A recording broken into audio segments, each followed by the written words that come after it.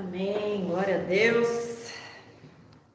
Vamos continuar o nosso tempo de aprendizado na nossa série sobre os sacrifícios, sobre o princípio dentro dos sacrifícios. E você pode abrir aí já a sua Bíblia em Levítico 1. Hoje nós vamos ver vários trechinhos que vão se complementando ao longo aqui do nosso estudo, ao longo da nossa palavra aqui que a gente vai receber do Senhor. Esse é um texto de 17 versículos, né? Que para muitos parece um massacre, né? Que tem muita morte, muita descrição, e pega bichinho e animalzinho. E muita gente, quando lê o livro de Levítico, fica se perguntando, mas por que Deus permite tanta mortandade, tanta morte, se ele nem se agrada de morte, se ele é um Deus de vida, se ele é um Deus de amor? E nós vamos ao longo dessa série entender o porquê que o Senhor estabeleceu por meio de sacrifícios de animais, algo que aponta para o sacrifício de Jesus. Então, acompanhe, teve na quinta passada, está gravado, se você está acompanhando pela internet, ficou gravado, é só você entrar na playlist do ao vivo, vai lá no ícone ao vivo dentro do canal e procura o culto da quinta passada para você ver a introdução, né, o primeiro dia desse estudo que nós estamos recebendo. Agora vamos para o primeiro holocausto, primeiro tipo de sacrifício que o Senhor ele pede. E tem algo que a gente precisa entender: nada na palavra de Deus foi colocado à toa. Nada foi escrito por acaso. Existe um motivo pelo qual o Senhor fez com que os homens que escreveram, aqui diz que Moisés escreveu esse livro, né? Então há uma intenção nesse livro de Moisés de Levítico da ordem em que os sacrifícios estão sendo colocados diante do Senhor. Amém? Bom, vamos lá. Chamou o Senhor a Moisés e da tenda da congregação lhe disse: fala aos filhos de Israel e dize-lhes: quando algum de vós trouxer oferta ao Senhor, trareis a vossa oferta de gado de rebanho ou de gado miúdo. Aqui você vê que são 3 tipos de animais, né? Depois, mais lá para frente, você vai ver que fala sobre pombinhos, e aí eu já vou adiantar por que há tantos tipos de animais. Porque não era todo mundo que podia entregar um gado, não era todo mundo que podia aparecer com um cordeiro ali diante do Senhor para apresentar um holocausto. Então, é de acordo com a classe social, com o poder aquisitivo. Então, ou eles apresentavam um boi, ou apresentavam uma ovelha, ou apresentavam cabra, ou uma ave, de acordo com a capacidade que eles poderiam apresentar. Porque para o Senhor, não é o animal em si que interessava, mas era a atitude de se levar ali o holocausto diante dele no altar, tá bom? Se a sua oferta for holocausto de gado, trará macho sem defeito, a porta da tenda da congregação o trará, para que o homem seja aceito perante o Senhor. E porá a mão sobre a cabeça do holocausto, para que seja aceito a favor dele para a sua expiação. Depois imolará o novilho perante o Senhor, e os filhos de Arão, os sacerdotes, apresentarão o sangue e o aspergirão ao redor sobre o altar que está diante da porta da tenda da congregação. Então ele esfolará o holocausto, ou seja, vai tirar a pele do animal e o cortará em seus pedaços. E os filhos de Arão, o sacerdote, porão fogo sobre o altar e porão em ordem lenha sobre o fogo. Também os filhos de Arão, os sacerdotes, colocarão em ordem os pedaços, a saber, a cabeça e o redenho sobre a lenha que está no fogo sobre o altar. Porém, as entranhas e as pernas, o sacerdote as lavará com água e queimará tudo isso sobre o altar. É holocausto, oferta queimada de aroma agradável ao Senhor. Se a sua oferta for de gado miúdo, de carneiros ou de cabritos, para holocausto, trará macho sem defeito, e o imolará ao lado do altar, para o lado norte, perante o Senhor, e os filhos de Arão, os sacerdotes, aspergirão o seu sangue em redor sobre o altar. Depois ele o cortará em seus pedaços, como também a sua cabeça e o seu redenho, e o sacerdote os porá em ordem sobre a lenha que está no fogo, sobre o altar, porém as entranhas e as pernas serão lavadas com água, e o sacerdote oferecerá tudo isso e o queimará sobre o altar. É holocausto, oferta queimada de aroma agradável ao Senhor. Se a sua oferta ao Senhor for holocausto de aves, trará a sua oferta de rolas ou de pombinhos. O sacerdote a trará ao altar e com a unha lhe destroncará a cabeça, sem a separar do pescoço, e a queimará sobre o altar. O seu sangue ele o fará correr na parede do altar. Tirará o papo com suas penas e o lançará junto ao altar para o lado oriental, no lugar da cinza. Rasgá-la pelas asas, porém não a partirá. O sacerdote a queimará sobre o altar, em cima da lenha que está no fogo. É o holocausto, oferta queimada de aroma agradável ao Senhor. Então, a maneira como os animais eram apresentados é a mesma. Mas as avezinhas lá tinham um jeitinho um pouquinho diferente, porque é um animal um pouquinho, né, uma ave é um pouquinho menor, com outra estrutura, então não daria para fazer como eram os animais. E há um motivo para que o Senhor peça esse tipo de holocausto. Primeiro, o holocausto ele não era para expiação de pecados. A primeira oferta aqui que aparece em Levítico, a primeira ordenança com estatutos, né, e o mandamento de se apresentar um holocausto e tudo mais, não é nem um mandamento, né, é uma ordenança mesmo. Ela tem um significado de dedicação, de consagração. O holocausto no hebraico é olot e vem da raiz subir. Então, quando você leva ali um holocausto, aquilo sobe como um aroma agradável ao Senhor. E qual que é o intuito desse holocausto? Esse sacrifício está expressando fidelidade e sinceridade, por isso sobe diante do Senhor como um aroma agradável.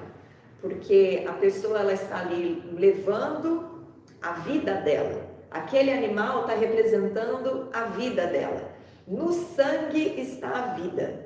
E por isso o Senhor não deixa o sangue ser queimado dentro do altar. Você pode reparar que em todo momento ele fala para o sangue ser aspergido ou ser derramado, e ele não é colocado no altar para ser queimado, porque o sangue representa a vida. E mais para frente a gente vai ver que isso está associado à vida de Jesus também.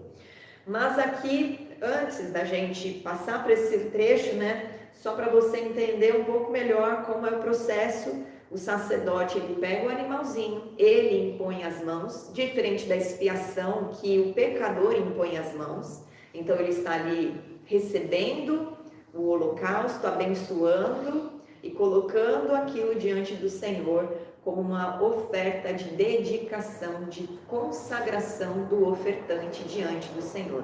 Uma oferta que representa a fidelidade e a sinceridade que sobe ao Senhor de forma aceitável e agradável. Por quê? Qual que é a lição que nós temos no holocausto? Que Deus ele quer primeiro que haja uma intenção pura no nosso coração quando a gente se coloca diante dele. Então, o primeiro holocausto não é o de pedido de perdão, mas é o de dedicação. Nós estamos ali com o nosso coração sincero. Por isso que um coração contrito agrada mais ao Senhor do que holocaustos e sacrifícios. Porque o que agrada a Ele é a pessoa estar com o coração realmente desejando se dedicar ao Senhor. E essa dedicação, ela não é feita, embora o sacrifício ele seja parte do rito que o Senhor colocou para o povo, não é isso que mais interessa ao Senhor. Porque qual é o propósito de Deus desde o princípio, quando Adão e Eva caíram? Aliás, antes de Adão e Eva cair, era ser um com a sua criação, com a criação que ele soprou o fôlego de vida e que ele fez a sua imagem e semelhança. Ele queria interação com o homem. Só que o homem caiu. E aí ele precisa reconciliar, restaurar o relacionamento com o homem. Então ele cria uma maneira do homem poder se aproximar, só que ele estava educando o povo, né? A lei, o livro, a Torá, ela é um livro de educação, de instrução. Então aqui em Levítico não é somente faça isso, faça aquilo, mas qual é o meu coração e por que vocês precisam, como vocês devem se apresentar diante de mim. Então a primeira parte já fala, eu preciso que vocês se apresentem com o coração dedicado, com o coração intencionalmente puro em estar na minha presença, querendo se consagrar, querendo se dedicar. Amém? Então, no sangue, né, como eu disse, está a vida. E o sangue ali, ele está representando a consagração. A vida do animal, como eu disse, está representando a consagração. E Jesus, ele apresenta o sangue dele como uma nova forma de se consagrar diante do Senhor. Vamos lá para Mateus 26. Aqui é uma passagem bem conhecida, né, sobre a ceia, em que ele senta antes, né, dele ser crucificado, dele ser entregue como um cordeiro pascal, porque era no momento ali de Páscoa que Jesus estava entregando a sua vida para expiar o nosso pecado. Mas ele faz ali, na ceia da Páscoa que ele estava fazendo com os discípulos, ele coloca o pão e o vinho com uma nova perspectiva. O pão e o vinho sempre estiveram na mesa do povo de Israel, coroando o Shabá. E o Shabá é o sábado, o dia de descanso do povo, que eles consideram que representa o tempo de descanso da era messiânica. Então eles fazem o Kiddushim, que é a santificação desse sábado, desse dia, no cair da tarde de uma sexta-feira, eles se reúnem na família e o chefe da casa, o sacerdote do lar, ele abençoa o pão, ele abençoa o vinho, santificando, separando aquele momento e aquele dia para estar na presença do Senhor. E aí o que Jesus faz? Porque todo feriado, né, toda a solenidade que Deus estabeleceu é um Shabá, é um sábado. Então eles fazem a apresentação, a separação, a santificação desse momento com o pão e o vinho. Só que Jesus, ele traz para ele esse momento, porque ele era o Messias. O dia, a era messiânica, o dia do descanso, tudo aponta para ele, para o tempo do reinado dele. E aqui Jesus, então, no versículo 26, do capítulo 26, diz: enquanto comiam, tomou Jesus um pão e, abençoando, o partiu e o deu aos discípulos, dizendo: tomai, comei, isto é o meu corpo. A seguir, tomou o cálice e, tendo dado graças, o deu aos discípulos, dizendo: bebei dele todos, porque isto é o meu sangue, o sangue da nova aliança, derramado em favor de muitos para a remissão de pecados. Então, Jesus, ele separa esse momento e ele traz para ele o sangue e o pão para a figura dele, para que a gente, em memória dele, quando a gente faz isso, a gente se lembre que é uma nova aliança feita por meio do sacrifício de Jesus. E quando nós reconhecemos isso, nós estamos consagrando a nossa vida por meio do sangue de Jesus. Nós estamos dedicando a nossa vida. Essa é a nossa oferta agradável ao Senhor. Quando a gente ceia, a gente não está apenas fazendo um ritual cristão que a igreja fez e todo primeiro domingo ou segundo domingo, né? Como ficou-se meio que estabelecido como uma tradição dentro da igreja cristã, apenas por um ritual, apenas porque somos cristãos e aí a gente toma o sangue, come o pão, bebe o vinho, toma o sangue. E então, isso só faz parte de um ritual. Não, é um momento de dedicação. Por isso que a gente não pode fazer de forma leviana. Por isso que uma pessoa que não confessou Jesus como Senhor e Salvador da sua vida não deve fazer, porque na verdade é um momento de consagração nosso. É um momento ali que a gente está reconhecendo que a nossa vida está dedicada ao Rei dos Reis, ao Senhor dos Senhores, que nele nós recebemos vida, que nele nós recebemos vida eterna e que ele é o primogênito dos mortos. E não somente isso, né? Mas Jesus ele derrama o sangue dele mesmo na cruz, porque quando nós vamos lá para João, vamos ler um trechinho do momento da crucificação de Jesus. João, no capítulo 19. Não, 19 não, perdão, 31. Ou é 19 ou 31? Peraí, eu anotei. Não, 19, versículo 31, perdão. João, capítulo 19, versículo 31, está escrito o seguinte: Então os judeus, para que no sábado não ficassem os corpos na cruz, porque o sábado é um dia que eles tinham muitas regras, né? Uma delas era não podia trabalhar, não podia mexer em instrumentos, então não podia enterrar mortos, judeus, no dia de sábado, e aquele era o sábado de Páscoa.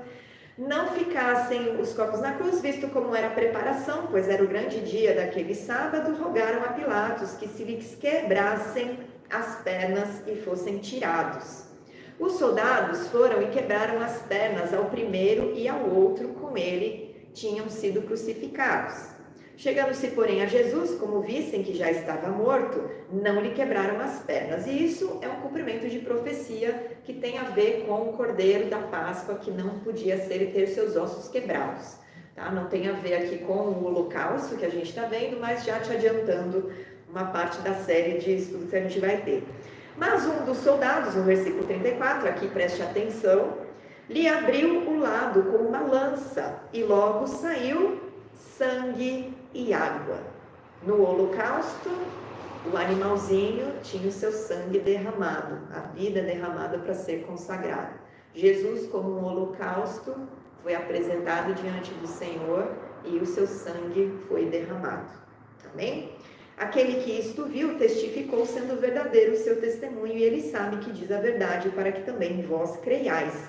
E isso aconteceu para se cumprir a Escritura, que daí tem a ver com Êxodo e Números. Nenhum dos seus ossos será quebrado, e outra vez diz a Escritura: eles verão aquele a quem transpassaram. Isso está se referindo a Isaías, né?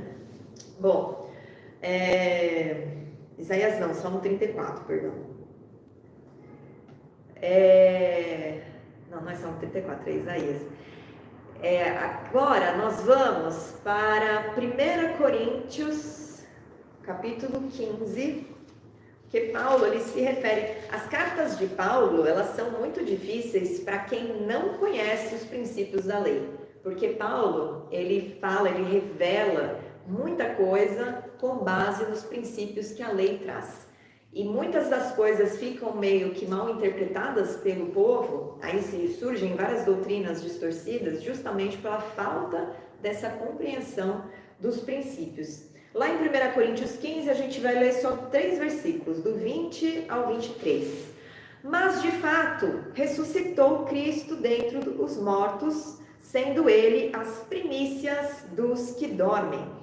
Visto que a morte veio por um homem, também por um homem veio a ressurreição dos mortos. Porque assim como em Adão todos morrem, assim também todos serão vivificados em Cristo. O que isso tem a ver com o nosso estudo? Jesus foi crucificado na Páscoa e ressuscitou no 3º dia, durante a festa das primícias. A festa das primícias celebra a festa da primeira colheita. Jesus foi o primeiro a ser colhido dos mortos para essa vida, né, ressurreta, para essa vida com o corpo glorificado. Por isso é a primícia dos que dormem, ou o primogênito dos mortos. Esse é o significado. E mais rico ainda é que Jesus não só ressuscita na festa das primícias, como ele sobe aos céus no final da contagem, quase que no final da contagem do Homer, que era também uma ordenança do Senhor no período da Páscoa, eles ficavam por 49 dias contando, separando. O homer é uma medida, né, de grãos, de coisas sólidas, e eles iam recolhendo da colheita essa medida de homer e separando para no 49º dia apresentar diante do Senhor como oferta. E em Atos capítulo 1, a gente vê Jesus subindo aos céus. Então, o holocausto agradável, a oferta queimada agradável ao Senhor, sobe aos céus e se senta, né, ao lado de Deus Pai, foi recebido por Deus e está sentado à sua direita. Atos capítulo 1, versículo... Bom, antes de tudo, para você saber que foi no 40º dia mesmo, está o versículo 3. A estes também, depois de ter padecido, se apresentou vivo com muitas provas incontestáveis, aparecendo-lhes durante 40 dias e falando das coisas concernentes ao reino de Deus. Aí a gente vai pular lá para o versículo 9 e diz o seguinte: ditas estas palavras, foi Jesus elevado às alturas à vista deles, e uma nuvem o encobriu dos seus olhos. E estando eles com os olhos fitos no céu, enquanto Jesus subia, eis que 2 varões vestidos de branco se puseram ao lado deles e lhes disseram: varões galileus, por que estáis olhando para as alturas? Esse Jesus que dentre vós foi assunto ao céu, virá do modo como vistes subir. E aleluia, né? Nós esperamos muito esse dia, com muita esperança. Agora, está comprovado que Jesus subiu aos céus com o testemunho que Pedro dá no meio do sinédrio, quando ele já está revestido do poder, do fogo do Espírito Santo. Então ele está falando com autoridade, com sabedoria, com entendimento, com conhecimento e como testemunha ocular também, né? Então a gente vai pular para o capítulo 2 de Atos e vamos ler no versículo 32. A este Jesus, Deus ressuscitou, do que todos nós somos testemunhas. Exaltado, pois, à destra de Deus, tendo recebido do Pai a promessa do Espírito Santo, derramou isto que vedes e ouvis. Porque Davi não subiu aos céus, mas ele mesmo declara: disse o Senhor ao meu Senhor, assenta-te à minha direita, até que eu ponha os teus inimigos por estrado dos teus pés. Esteja absolutamente certa, pois, toda a casa de Israel, de que a este Jesus que vós crucificastes, Deus o fez Senhor e Messias. Aqui ele estava trazendo o testemunho de que Jesus era o Messias, ele era o Cristo, né? Mas aqui nós vemos uma relação, e essa relação ela não é uma relação fácil de se ver. É uma relação que somente pelo Espírito de Deus a gente consegue receber, de que há uma relação, como a gente viu na introdução, de que as leis, as ofertas, os holocaustos são sombra de coisas vindouras que se tornam plenas no Messias, se tornam plenas em Jesus Cristo. Então, essa primeira porção que a gente recebeu, o que você deve guardar? O seu coração deve ser puro. A intenção do teu coração diante do Senhor, antes de você vir pedir perdão, antes de você confessar Jesus como Senhor e Salvador da sua vida, é que o teu coração tem que estar completamente rendido. A intenção do teu coração tem que ser a mais pura, de querer se reconciliar com o teu Criador, de querer viver a promessa que o Senhor tem para a sua vida. E a partir desse momento, a tua dedicação, a tua consagração não vai ser como os judeus, o povo de Israel fazia, porque Jesus já tornou tudo pleno. Então você apresenta a sua vida a Jesus, você confessa, e ao confessar Jesus como Senhor e Salvador da sua vida, o sangue dele está sendo aspergido no altar, a sua dedicação ao Senhor é aceita, e o sacrifício agradável, de aroma agradável a Deus, é a nossa confiança em toda essa obra que o Senhor fez. Amém? Que o Senhor te abençoe. Vamos ficar por aqui hoje para não ter um monte de informação na cabeça, mas eu espero que você esteja acompanhando e que quinta-feira que vem você esteja aqui junto para receber mais entendimento, mais compreensão sobre os princípios, sobre o sacrifício do Senhor. Amém? Jesus abençoe a sua vida.